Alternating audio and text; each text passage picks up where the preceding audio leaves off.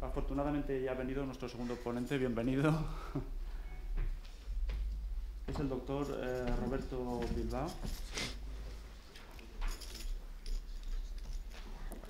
Bueno, él tiene una larga experiencia en los biobancos. Es actual director científico de la Fundación Vasca para Innovación e Investigación Sanitaria y su ponencia va a tratar sobre biobancos y patología digital. Nada, gracias. Perdón por el retraso. Me habían dicho que eran 2 minutos desde el hotel hasta aquí y era un poco más. Encima se me he perdido un poco más. Entonces, gracias, Marcial, por la invitación. Es un placer contar en este foro el trabajo que estamos haciendo en el ámbito de la patología digital.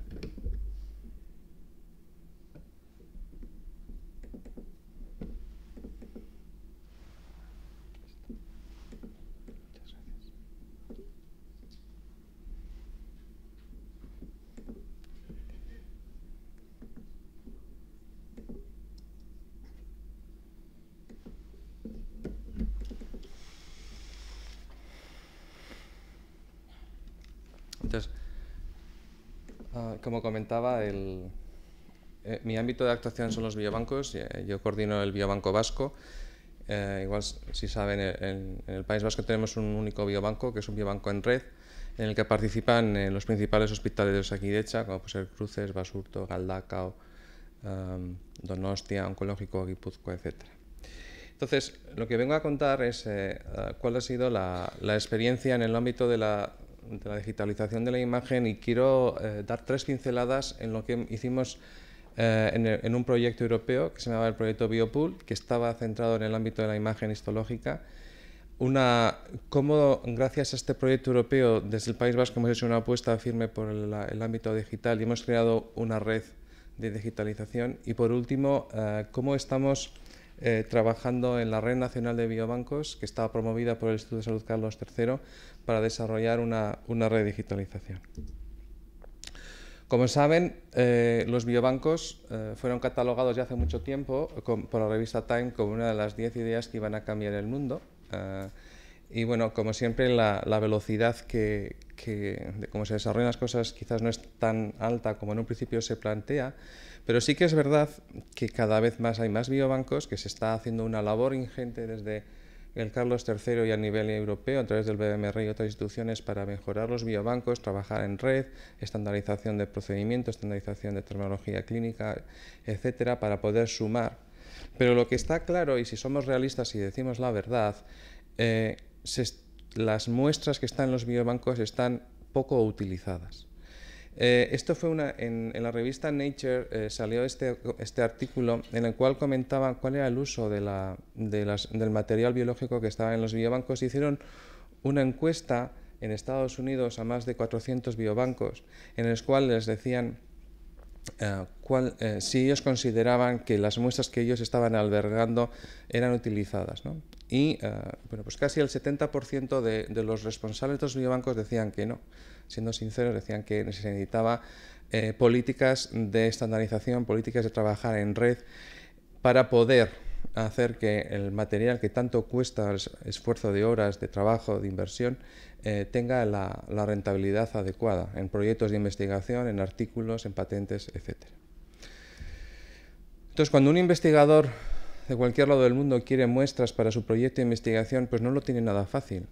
Sí que es verdad que cada vez estamos trabajando, pues un ejemplo es la Red Nacional de Biobancos, se está trabajando para buscar maneras en que un investigador lo tenga más fácil.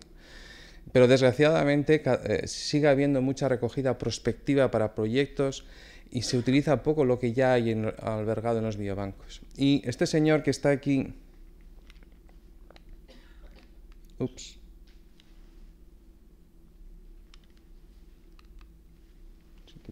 El puntero es en rojo, sí. Perdón. Si este señor que quiere buscar una serie de muestras biológicas, ¿no? y se enfrenta a su ordenador, muchas veces, sobre todo si estamos hablando de enfermedades raras, esas muestras van a estar dispersas a lo largo de diferentes biobancos en el mundo. Y lógicamente cada biobanco tiene su lenguaje, cada biobanco tiene sus catálogos. Si ustedes hacen el ejercicio de mirar catálogos en el cual haya un listado de patologías bien caracterizado, hay muy pocos. Lógicamente hay como bien saben, también diferencias a nivel del diagnóstico, etcétera, de tal manera en el que este señor lo tiene complicado, ¿no? Para buscar las muestras que necesita, especialmente pues, si estamos hablando, como digo, enfermedades raras, por ejemplo.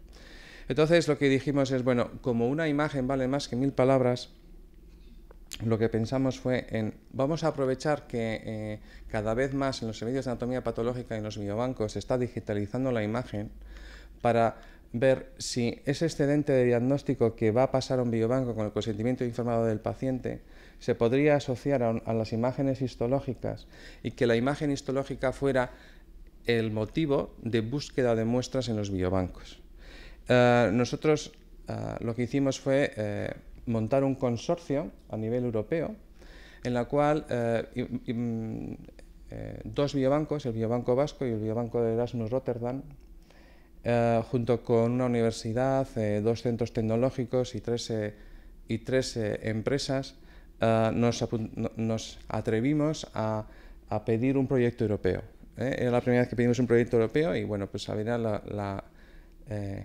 la ignorancia es lo mejor a veces para atreverse a meterse en este lío, pero bueno, pues nos atrevimos y pedí, junto con todos estos compañeros, un proyecto en el que básicamente lo que queríamos es desarrollar un buscador de muestras en base a la imagen histológica. Y el concepto que nosotros pusimos en la convocatoria era un concepto fácil. Si el señor Google es tan listo que si ustedes meten la imagen del Guggenheim, por decir algo, si ustedes meten la imagen del Guggenheim, el señor Google es tan listo como le dice, bueno, esto es el Guggenheim y encima te digo dónde hay otros museos Guggenheim en el mundo. Pues ¿por qué no hacemos lo mismo y creamos un motor de búsqueda que se llame Biopool? Ya eran servicios asociados a contenidos digitales de tejidos en biobancos alrededor de Europa, ¿no? En Europa, ¿no? Y le dimos el nombre de Biopool, de tal manera en el que subamos una imagen histológica junto a una información anatomopatológica o no, y este buscador te diga en qué biobancos a nivel nacional o internacional están las muestras que se necesitan. Entonces lo que hace falta es montar una estructura como esta, una estructura que por un lado tengas una serie de biobancos que estén dispuestos a compartir sus imágenes en red, que esas imágenes se procesen, se busquen los marcadores adecuados a esas muestras, se indexen esos marcadores en un servidor común y entonces desarrollar motores de búsqueda para que este señor, a través de búsquedas de texto, de información anatomopatológica o de imagen, sea capaz de buscar las imágenes que necesita. Esta era básicamente la idea. Entonces, por un lado, había que trabajar esta parte, es decir, un sistema de subida de imagen y para que luego haya un motor de búsqueda que coja cada imagen, la analice y busque los descriptores, y por otro lado, un motor de búsqueda teniendo una muestra problema y que busque muestras similares. Entonces, lo que desarrollamos por un lado fue un portal de subida de información, ¿no? Entonces, había un portal en el que se subían las imágenes troceadas, o sea, se subía la imagen luego se troceaba. Estábamos hablando de imágenes de 1 giga, hasta 10 gigas, se subían estas imágenes iban a un motor de búsqueda y ese motor de búsqueda, primero había un sistema de validación de la calidad de imagen y cuando la imagen era validada por un observador externo en el que miraba pues, que la calidad de la imagen era suficientemente adecuada, la imagen es troceada y es analizada y se crean una serie de descriptores. Entonces, básicamente esta es la idea, ¿no? Que la imagen histológica se analiza en una serie de regiones, esas regiones van creando por píxeles y mira el color, el gradiente, la textura, etcétera, y se crea una serie de descriptores. Y estos descriptores crean un histograma. Y al final esta imagen se convierte en esto. Entonces, al final, pues los informáticos lo que consiguen es, lógicamente, convertir en ceros y unos que tengan sentido para que luego se puedan comparar diferentes imágenes pasando de esta imagen a esta. Entonces, el buscador ya está funcionando. Este es el buscador que se puede acceder. Desgraciadamente ahora lo estamos transfiriendo de lugar, la web, con lo cual no está en funcionamiento, estará otra vez en breve. Pero básicamente la idea es que a través de este buscador encuentras este portal, uno puede subir la imagen, problema, y lo que obtienes es de esta imagen problema información en qué biobancos hay muestras. Es decir, esto es una línea de una muestra. Lo que me está diciendo es que en este biobanco, en el biobanco Erasmus de Rotterdam, esta muestra tiene un 84% de similaridad con la imagen problema, ¿no? Y te muestra cada una de las imágenes de esta muestra que ha encontrado en la base de datos. Lógicamente, si uno tiene la capacidad de pinchar aquí y verla en un visor. Esta es una segunda muestra y esto es una tercera muestra, y así consecutivamente. Entonces, el cliente tiene la posibilidad de decir, bueno, pues al final esta es la que me gusta, la pido. Y automáticamente entonces, bueno, esto ya es una cosa muy sencilla, esto ya es un carrito de la compra en la cual uno ve lo que le gusta, lo pide y luego hace una petición al biobanco de referencia, y al biobanco de referencia que tiene estas muestras le llegaría la petición de este investigador y ya empieza el proceso de solicitud de muestras a un biobanco. Entonces, esto era un poco la idea que queríamos poner en marcha. Que es, como resumen entonces del buscador, el producto final es un buscador que tú podrías encontrar por imagen, podías encontrar por texto o podías hacer una búsqueda mixta. Es decir, que la idea es como cuando uno está buscando en Google, ¿no? Que pone una palabra clave, si esa palabra clave no le satisface las búsquedas que encuentra, empieza a refinar la búsqueda, ¿no?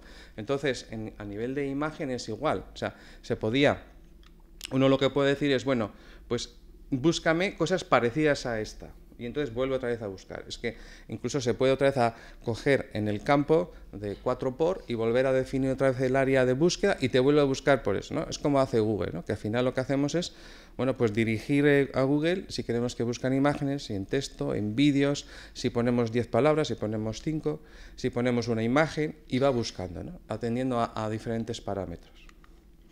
Entonces lo que conseguimos fue esto, ¿no? Un buscador en base a texto, en base a imagen, o un buscador híbrido que en tres órganos diferentes, en colon, en mama y en pulmón.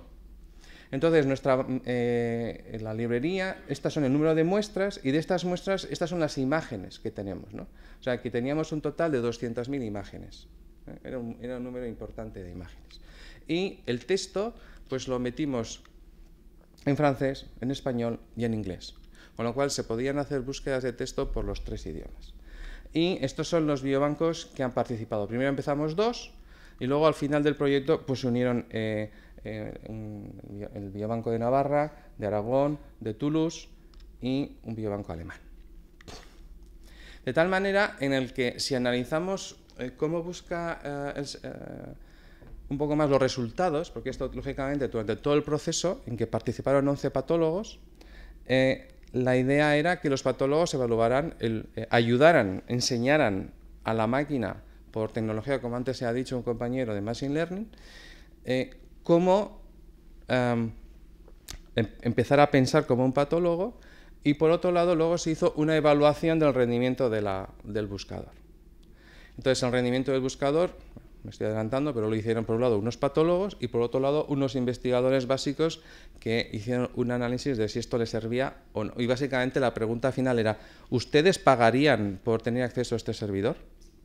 A este programa. Entonces, esto, si uno hace la prueba de meter una muestra en Google, seguro que ustedes lo han hecho, pues se encuentra de todo tipo. Cosas que tienen sentido, ¿no? De esta muestra de colon, o muestras que no tienen sentido, ¿no? Entonces, bueno, pues la idea que tiene es enseñarle qué muestras sí que tienen sentido y qué muestras no tienen sentido, ¿no? Entonces, para enseñarle a la máquina a pensar como un patólogo, salvando las distancias, pues lo que creamos primero fue otro programa en el que le poníamos 2 imágenes y un score, en el cual iba desde 0 hasta 5. Y en 0 son muy diferentes y el 5 son muy similares. Y luego el S0 y el S4 no tenían nada en común. Ahora enseño un poco en qué significaban cada uno de los valores, ¿no? Entonces, el patólogo iba viendo cada una de las pantallas, iba clicando y pasaban imágenes. A veces era la misma imagen para ver si había discordancias y se pasaban las imágenes en diferentes patólogos. Y así fuimos haciendo que la base de datos estuviera caracterizada y por otro lado hacíamos que el buscador aprendiera. Entonces estos son los criterios, ¿no? Y pasábamos desde un 0, en el que estábamos hablando que era tejido tumoral versus una zona sana, a un 5, en el cual lo que estábamos catalogando era que ambas imágenes que se contrastaban tenían el mismo tipo histológico, el mismo grado, las mismas estructuras, y las mismas estructuras, vasos, etcétera, estaban localizados en áreas semejantes, ¿no? Con lo cual estábamos pasando desde 0 hasta 5. Y por otro lado, cuando no tenían nada en común, pues decíamos, un S0 no tienen nada en común porque son dos imágenes histológicas totalmente diferentes, o S1 en el que son dos imágenes que no tienen nada en común, pero y ni siquiera tendrían nada en común a nivel de diagnóstico. Entonces, ¿cuáles son los resultados de la evaluación del proceso, ¿no? Entonces, si uno, y esto es la evaluación que se ha hecho de 11 patólogos diferentes, ¿no? Entonces, si uno lo que hacía era, si lo que subía en el buscador es tejido no tumoral, en el 71% de los casos la devolución es correcta. En el 10% es sano, similar, y en el 19% tumoral, es decir, se equivoca en un 19%. Si vamos complicando el grado de... si ahora lo que hacemos es subir un tejido tumoral, en el 79% de los casos acierta, ¿no? Y lo que te devuelve es tejido tumoral. Si lo que ya estamos es viendo, por ejemplo, el tipo histológico, acierta en el 78%. Y si vamos aumentando el grado de dificultad, en el que ya estamos valorando diferentes cosas, pues en el 46% acierta en que es tejido tumoral, es del mismo tipo, grado, y las estructuras son similares. O sea, tenemos un grado de aceptación de de acierto de un 46%. Y esto es para colon. E hicimos lo mismo para mama, ¿no? Aquí, como veis, cambian los números, pero fuimos haciendo lo mismo en los diferentes... ¿no? Si llegamos a en el 40% de los casos acierta, ¿no? Hay una diferencia en las estructuras en el 6%. En el 24% acierta que es tejido tumoral el mismo grado histológico. Es decir, vais viendo cómo hicimos las diferentes valoraciones, ¿no? Y lo mismo con pulmón, ¿no? Entonces, fuimos haciendo las mismas valoraciones y al final acabamos con esta gráfica, ¿no? En el 40% de los casos acierta en el tipo tumoral, en el mismo tipo histológico, en el grado y que las estructuras histológicas que estábamos analizando se encontraban identificadas. Es decir, que al final el resultado del trabajo, que duró 2 años, fue que fuimos capaces de desarrollar, como he dicho al principio, un buscador para colon, para mama y para pulmón, en el que, comparando con otros buscadores, aunque la manera en que se ha comparado los resultados ha sido un poco diferente por el número de imágenes, por el número de observadores, que prácticamente otros estudios lo han hecho con 1 o 2 observadores. Aquí estábamos hablando de 11 personas. Fuimos capaces de crear un set de descriptores visuales que se podrían exportar y que se podía hacer esto mismo, este trabajo que se ha hecho para estos tejidos se puede hacer para otros.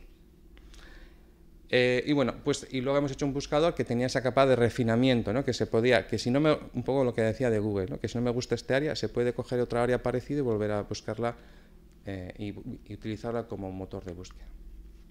Estas son las evaluaciones que hicimos.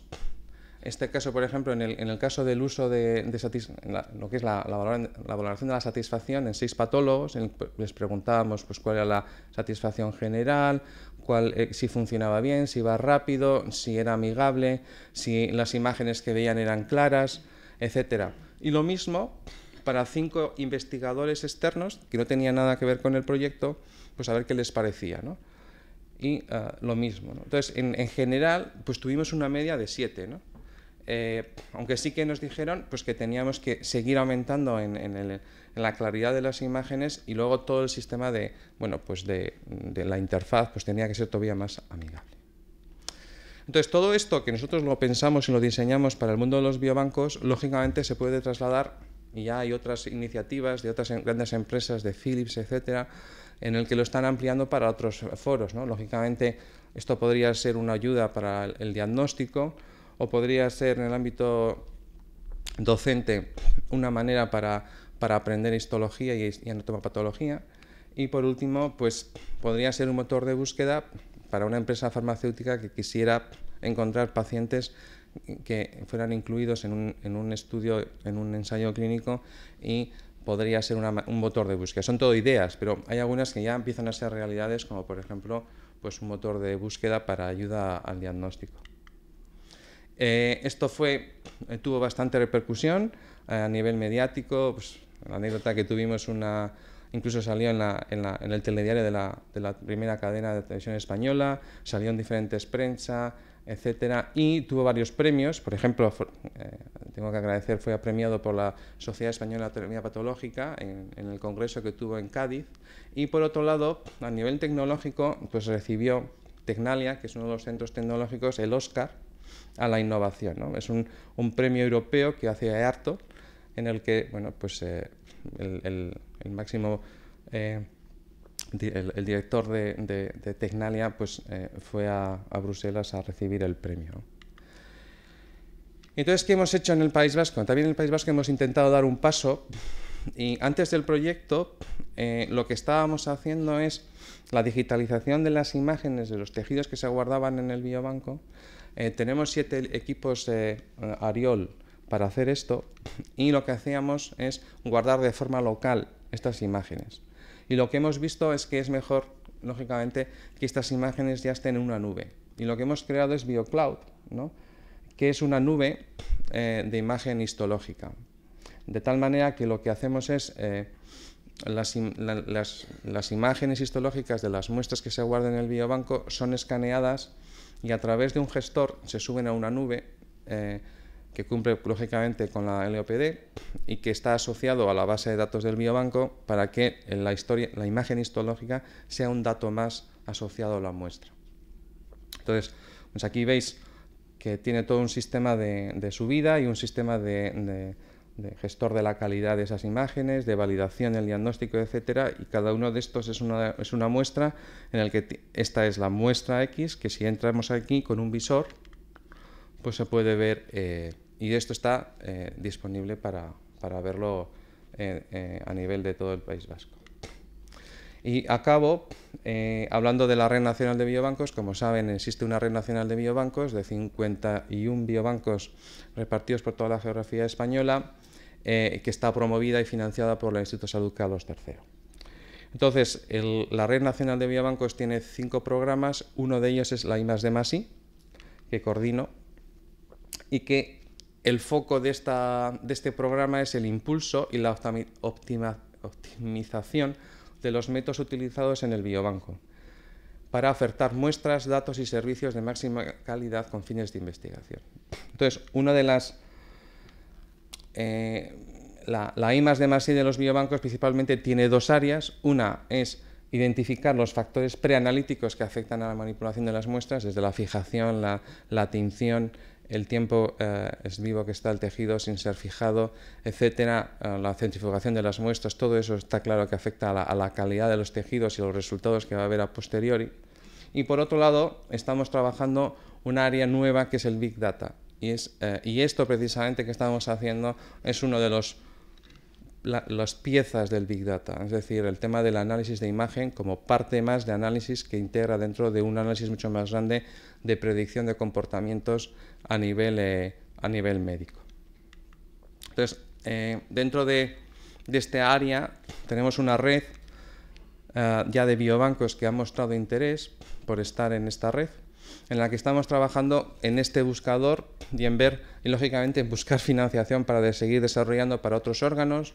Todo esto se ha hecho con hematosina eosina y queremos montar y avanzar en el ámbito de otras tinciones y darle nuevos usos, ¿no? Entonces, bueno, pues estamos trabajando para todos estos compañeros para trabajar en el desarrollo de Biopool, y esto mismo lo estamos haciendo en un consorcio que hemos montado a nivel europeo, en el que también hay 3 o 4 compañeros de España, en el que con la colaboración del BMRI, que es el representante o el gestor de la red internacional de biobancos, poder esto mismo ponerlo a nivel internacional. Y ya acabo con los agradecimientos. Estos fueron todos los patólogos que ayudaron en el desarrollo del buscador, del Hospital de Cruces, de Basurto, de Galdacao, del Hospital Universitario Araba y del Oncológico A. Y todos estos son los compañeros bueno, estos fueron los patólogos que lo hicieron en el mismo trabajo desde Holanda, y el resto de compañeros que participaron en el desarrollo. Y nada más, eskerrik asko, gracias.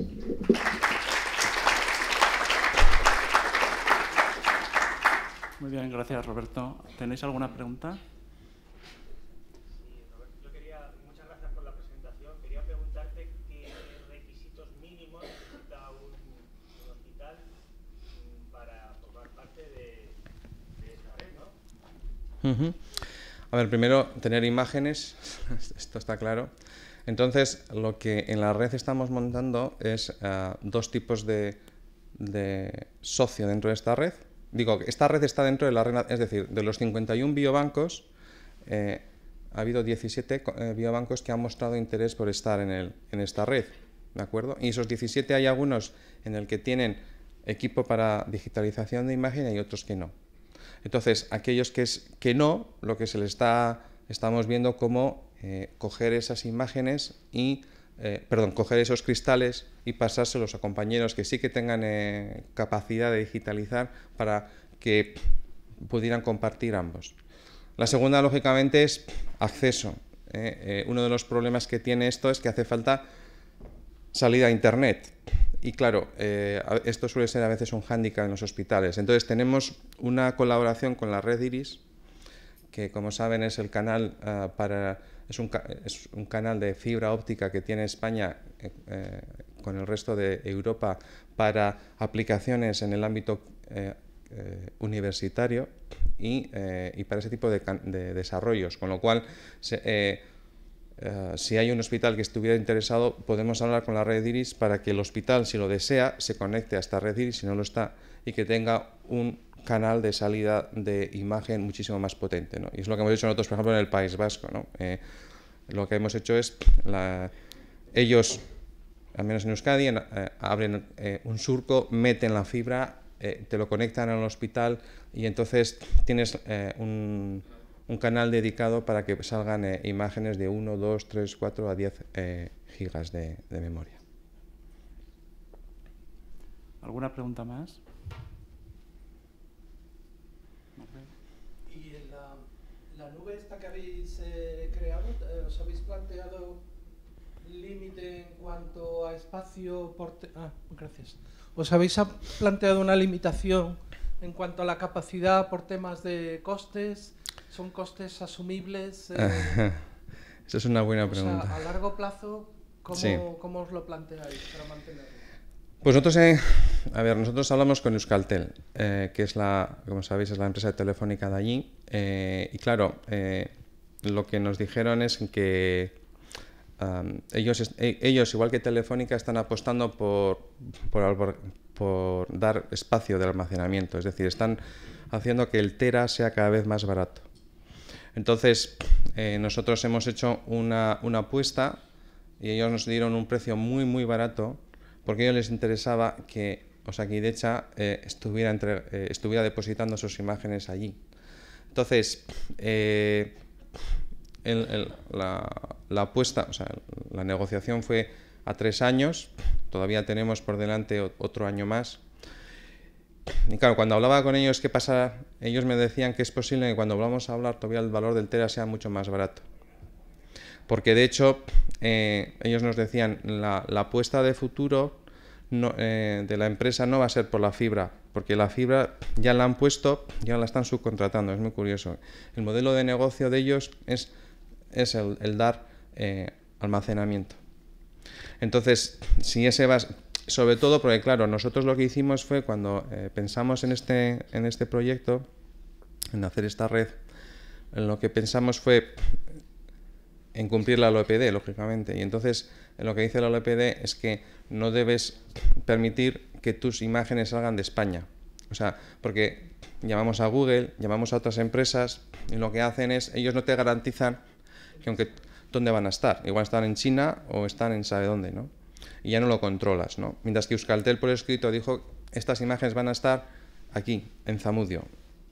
Que podían estar en Madrid, me daba igual, porque lo que quería decir al final es en que van a estar dentro de la frontera de España cumpliendo la LOPD a la perfección. Entonces, cuando el año que viene se nos acabe el contrato nos volvemos a sentar con ellos, veremos si hay dinero, porque cada vez es más difícil trabajar así, y por otro lado, pues veremos ellos cuál es el coste. Y también por ello, como es una empresa de allí, pues también hay cierta necesidad de hacer colaboraciones. Y bueno, pues veremos qué salida tiene. Si no, acabaré yendo compraré 10 discos de Tera e iré allí a traerme las imágenes a casa, ¿no? ¿Alguna pregunta más?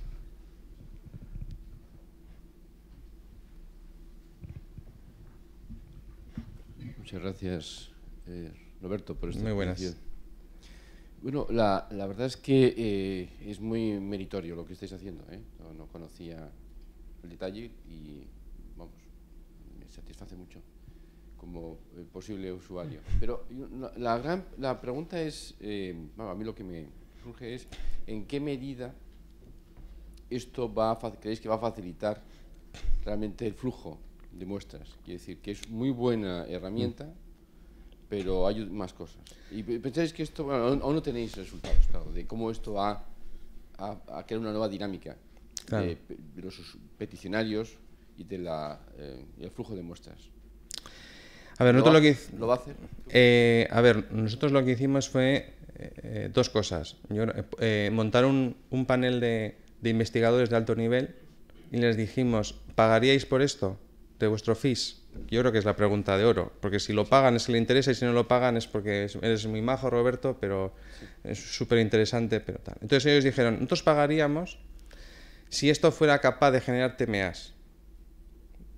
Entonces, si fueras capaz de darme un servicio asociado en el que no solamente me los busques, sino que eres capaz de coger esas imágenes con esas muestras y hacer un tissue macroarray, ya todavía le das muchísimo valor, porque me estás entregando un tissue macroarray y seguro que habéis visto que hay webs en Estados Unidos que están ofreciendo tissue macroarrays por unos elevados precios, ¿no? Sí. Entonces, claro, si esto se le da el valor añadido de crear tissue macroarrays, en parte, claro, el valor aumenta muchos enteros. Entonces, yo creo que la cuestión sería ahí, ¿no? Darle el siguiente valor en el cual es decir, bueno, pues aumentar el panel de imágenes, aumentar el número de biobancos y la capacidad de crear tissue macroarrays. Esto tiene problemas por la reticencia de los biobancos a compartir muestras a nivel europeo, porque hay que mover muestras entre diferentes países y también es complicado. Lo que está claro es a nivel de biobancos es que si queremos garantizar la sostenibilidad de los biobancos, tiene que haber un chip, un cambio de cómo funcionan las cosas, porque ya hay biobancos a nivel europeo que están cerrando por falta de financiación, y de países como puede ser Holanda o Alemania, o sea, que están igual mejor que nosotros, ¿no? Entonces, los biobancos tendrán que buscar soluciones imaginativas para contentar a los investigadores que tienen financiación para que vayan aquí y no empiecen a ir puerta a puerta, y que el propio Carlos III se dé cuenta de que esto es una herramienta, no digo el buscador, sino los propios biobancos, ¿no? Entonces, yo creo que si somos un poco inteligentes, apostaremos por esto, porque si no, el problema puede ser que haya falta de financiación y que al final los biobancos tengan problema de continuar funcionando.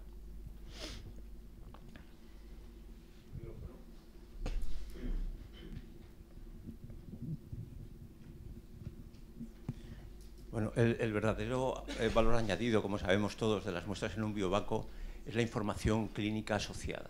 Esto siempre además es un problema porque ¿qué es información clínica? ¿Cuál es el nivel de la información clínica asociada? Es sencillamente datos clínicos básicos, son datos de tratamientos, son datos de supervivencia. Claro. ¿Incluís este tipo de datos en vuestro programa? Hoy por hoy no, porque intentamos hacerlo de manera sencilla, ¿no? Entonces, exclusivamente había datos macros de tamaño, etcétera, y datos micro a nivel de análisis anatomopatológico. Entonces, lógicamente, el siguiente paso, y por eso lo del Big Data, es esto tendría que ir asociado a motores de búsqueda a nivel de la historia clínica, lógicamente. Lo digo porque, bueno, en este momento todos lo sabemos. Si trabajas en investigación en cáncer de mama o en cáncer de pulmón o en cáncer de colon, ya no se trata de recoger casos de adenocarcinoma de colon o de cáncer de mama, sino se trata de poder recoger ya grupos específicos con unos determinados perfiles. Ahí está el interés, ¿no? Sí, sí, está claro. De hecho, a ver, yo creo que a todos nos pasa que, o sea, nosotros al año estamos sacando una media de... nosotros tenemos vivos al año 200 proyectos. Es los que este año hemos tenido 100 peticiones de proyectos. Tened en cuenta que estamos hablando de una red para todo el País Vasco. Entonces, cada vez está primando más bajar el número, pero que sea una muestra mucho más específica. O sea, eso de que ya no hay un cáncer de mama, sino que hay 10 diferentes tumores de cáncer de mama, es así. Entonces, cada vez es mucho más específico. Entonces, bajar el número de muestras, pero ampliar la cantidad de información y con más marcadores. Entonces, ese tipo de búsquedas precisamente van en esa dirección. O sea, buscar más lo que quiero y no tanto dame una N grande, sino N pequeña, pero más rica. Eso está claro. Y respecto a la imputación de costes, ¿cuál es tu opinión? Pues hay una gran discusión al respecto. Nosotros hicimos... a nivel de biobancos, si ustedes van a las páginas web, hay muy pocos biobancos que expresan sus costes. Nosotros posiblemente hay pocos más. Si hacen una revisión de todos los biobancos, igual habrá 5 o 6. La gente está quitando los costes porque da miedo. Da miedo porque la gente no va a pedir, porque no tenemos financiación. Y ese es un problema. Entonces, claro, si esto nosotros estamos haciendo, o sea, nosotros cuando creamos el biobanco hicimos un ejercicio de imputar costes, pero claro, uno se da cuenta que nadie va a pagar 200, 300 euros por una muestra. Es que no, pero es lo que cuesta. O sea, si yo divido lo que cuesta, es lo que me cuesta. Y entonces...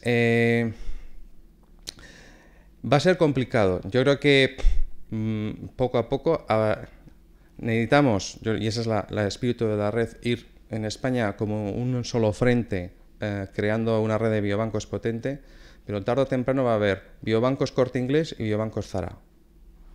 Y cada uno tendrá que saber. Y eso es tendremos... Y habrá o sea, y yo que conozco el ámbito de los biobancos, pues si ahora hiciera un proyecto de investigación sé dónde iría. Iría al biobanco X, Y y Z, porque sé que me van a dar buenas muestras, que están recogidas a tiempo, que tienen unos datos que se han sido verificados, etcétera. Y que luego yo sé que esto, en el proyecto, me van a dar unos resultados más acorde y luego los voy a poder replicar, que es uno de los problemas. Hay varios estudios que están viendo que la replicación de los resultados de los proyectos de investigación es inviable y las farmacéuticas se quejan de que los estudios que se han hecho en proyectos de investigación luego no los pueden replicar y aquel interés que había por esa molécula se desecha porque no los pueden replicar y muchas veces no es por mala ciencia, si es por malas muestras. Entonces yo creo que igual que uno va al Corte Inglés y cree que está buscando calidad y por eso paga un poco más, y otro va a Zara y dice, bueno, va a pasar algo parecido. Muy bien, muchas gracias, Roberto. Vamos a pasar al siguiente.